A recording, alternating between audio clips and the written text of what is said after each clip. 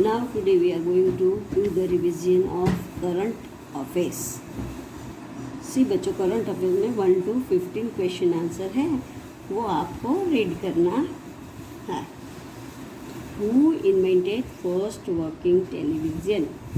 अब हम जो टीवी देखते हैं वो टीवी किसने इन्वेंट किया था? John Logie beard and Nile Armstrong. तो सही आंसर है John Logie Baird. Gir national park in Gujarat is famous for. अब गिर जो है नेशनल पार्क है गुजरात में, वो किसके लिए फेमस है? डॉग या लायन? तो बच्चों वो लायन के लिए फेमस है. What do the 5 rings on the Olympic symbol represent? अब जो 5 रिंग्स ओलंपिक्स रिंग में है, 5 रिंग्स, वो क्या रिप्रेजेंट करती है? वो क्या हमको बताते हैं? ओशियन, कॉन्टिनेंट्स, गॉड्स या प्लैनेट्स? तो बच्चों आंसर आएगा कॉन्टिनेंट्स. उसके बाद है which country endowed with the biggest barrier reef. अब बैरियर रीफ क्या होता है बच्चों? Supply of water from like a canal जैसा होता है, वहाँ से वाटर सप्लाई होता है, तो उसको बोलते हैं बैरियर रीफ. तो सबसे बिगेस्ट कहाँ पे है? In which country? Australia, India, Pakistan या जापान? तो it is in Australia. How many times the sun is bigger than the earth. अब सन है जो कितनी टाइम अर्थ से बिगर है? 1000 या मिलियन? तो it is million times bigger. India won its first Olympic hockey gold in. Which year में India को first Olympic hockey gold medallist हुआ? कौन से ईयर में? 1930, 1925, 1928 या 1940? तो 1928 is the correct answer. Martyrs day is celebrated every year on. अब बच्चों मार्टियर्स डे मीन्स जिस दिन गांधी जी एक्सपायर हो गए थे, गांधी जी का निर्वाण दिन था, गांधी जी को गोली लगा, उस दिन को मार्टियर्स डे बोलते हैं. तो वो डे है 30 जनवरी, 30 अक्टूबर. तो सही आंसर है 30 जनवरी. देन बच्चों नेक्स्ट है which country is known as rising sun. कौन सी कंट्री राइजिंग सन के नाम से फेमस है? इंडिया, स्कॉटलैंड, अफ्रीका या जापान? तो जापान इज द सही answer, correct answer. Gateway of India is located at. तो मुंबई या दिल्ली? गेटवे ऑफ इंडिया है वो मुंबई में है या दिल्ली में? तो बच्चों मुंबई में है. सी बच्चों 1 to 9 I am reading again once you listen. Who invented first working television? तो John Logie Baird. Gir national park in Gujarat is famous for lion. What do the 5 rings on Olympic symbol represents? So continent.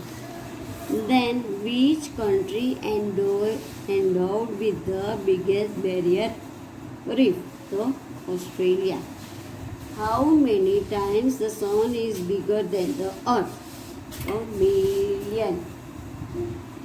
India won its first Olympic hockey gold in 1928. Martyrs' Day is celebrated every year on the 30th January. Which country is known as a rising sun? India, Scotland, Africa या Japan? तो Japan. Gateway of India is located at Mumbai. Now next question number 10. At what frequency are the Olympic games held? Olympic games जो है वो कितने year के बाद होता है? 5 years, 2 years, 4 years या 10 years? तो हर 4 साल के बाद ओलंपिक गेम होता है. सो 4 years. Answer is 4 years. Name the pet mammal with the longest life span. अब कौन सा पेट मैमल? मैमल मीन्स जो बच्चे को जन्म देता है उसको बोलता है मैमल. तो पेट मैमल कौन सा जो है उसका लाइफ स्पेन लंबा होता है, ज़्यादा जीते हैं, तो वो है cat. Which is the mammal that has fur-lined cheek pouches by storing food? अब कौन से मैमल को बॉडी पे फर-लाइन्ड पाउच होता है और उसके अंदर वो फूड स्टोर करता है? स्क्विरल, हॉर्स या काउ? तो squirrel. Answer is squirrel. Which plant is tallest among the grass family? अब ग्रास फैमिली में सबसे लंबा कौन सा प्लांट है? तुलसी, नीम या बैम्बू? तो answer is bamboo. In which city state was air pollution control system वायु installed in September? अब सितंबर मंथ में कौन से सिटी में एयर पोल्यूशन कंट्रोल सिस्टम जो वायु है वो इंस्टॉल हुआ था? तो चेन्नई, अमृतसर, दिल्ली. तो answer is Delhi. Which is India's largest fresh water lake? India का सबसे लार्जेस्ट फ्रेश वाटर लेक कौन सा है? Sambhar lake, Fatehnagar Sagar and Wular lake. तो सही आंसर है वुलार लेक. नाउ सी बच्चों, again I am reading this question answer. You listen it properly. At what frequency are the Olympic games held? Every 4 years. Name the pet mammal with the longest life span? Cat. Which is the mammal that has 4-lined cheek pouches by storing food? The squirrel. Which plant is tallest among the grass family? Bamboo. In which city or state was air pollution control system वायु installed in September? Chennai, Amritsar या दिल्ली? तो Delhi. Which is the India's largest fresh water lake? तो Wular lake. अब बच्चों हमने ये कर दिया करंट अफेयर्स. अब हम जाएंगे रिवीजन करने चैप्टर 6 वर्क 6 के ब्लैंक्स. अब फर्स्ट ब्लैंक है, देखो फर्स्ट ब्लैंक है would is a natural resource. Would जो है वो नेचुरल रिसोर्स है. तो बच्चों सही है, वुड जो है वो हमको प्लांट में से मिलता है. So plant is a natural resource. Now fertile soil helps our country to grow abundant crop. और fertile soil जो होता है वो बच्चों जो हम गुजराती में उसको बोलते हैं फलद्रुप. वो fertile soil जो होता है वो soil में crops बहुत ही ज़्यादा होता है. A wooden table and chair are made from wood. Which is a artificial resource? अब वुडन चेयर टेबल जो है वुड हमको प्लांट में से मिलता है, बट उसमें से टेबल चेयर मैन मेड बन गया. मैन बनाता है, सो वो बन गया artificial. Forest provide us with many natural resources like timber, spice and rubber. अब फॉरेस्ट से हमको बहुत ही सारे रिसोर्स मिलते हैं. एक है timber. Timber is one type of would, forest would. Spice है, वो मसाला है जो तुम्हारी मम्मी डेली सब्जी में डालते हैं. And rubber. Rubber thing is made, tyres, ये सब कुछ रबर से बनता है. The energy produce by sun is known as solar energy. जो एनर्जी सन से प्रोड्यूस होता है उसको हम बोलते हैं solar energy. Gold and silver are valuable minerals. अब बच्चों गोल्ड और सिल्वर जो है वो वैल्यूएबल है क्योंकि वो बहुत ही महंगा होता है। गोल्ड और सिल्वर दोनों बहुत ही महंगा मिनरल्स है, सो it is called valuable mineral. Solar energy is used by plants for photosynthesis. अब सोलर एनर्जी प्लांट्स किसके लिए यूज करते हैं? For photosynthesis. नाउ सी बच्चों, again I am reading this blanks, you listen it carefully. Wood is a natural resource. Fertile soil helps our country to grow abundant crops. A wooden table and chair are made from wood, which is artificial resource. Forests provide us with many natural resources like timber, spice and rubber. The energy produced by sun is known as solar energy. Gold and silver are valuable minerals. Solar energy is used by plants for photosynthesis. अब बच्चों इतने blank हमने chapter 6 के किए, अब बाकी के हैं वो चैप्टर 7 के करेंगे।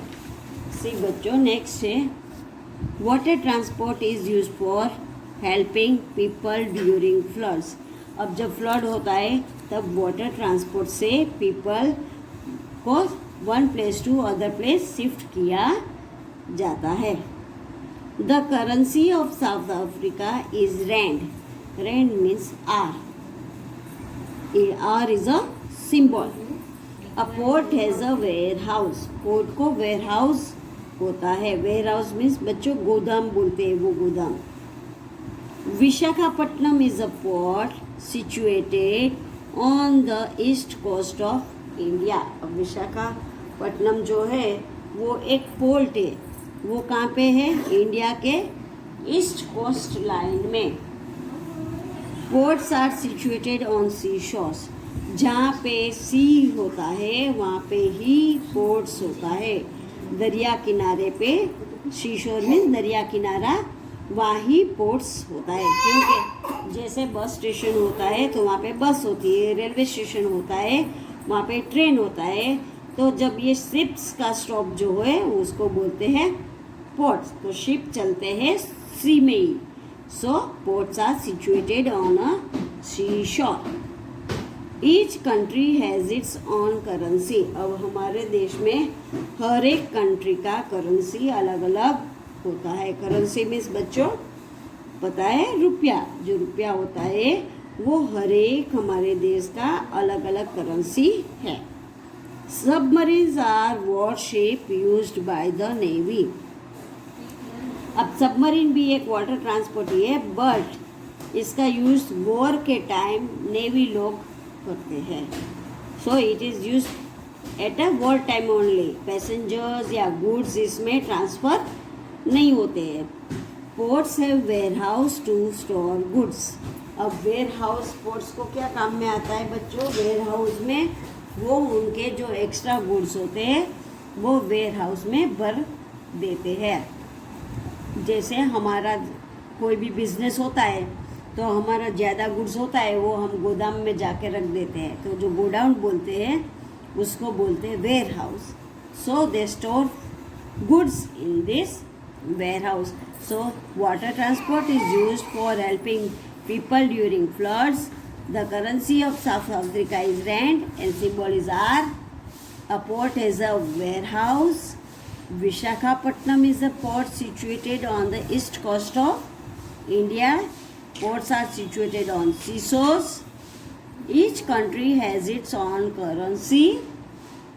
Submarines are warships used by a navy, and ports have warehouse to store goods. Thank you children. Children आज मैंने करंट अफेयर्स और ब्लैंक चैप्टर 6 और 7 के वर्कशीट के रिवाइज करवाया है। ये सब आप अपनी एक्स्ट्रा बुक में लर्न करके लिखेंगे। Thank you.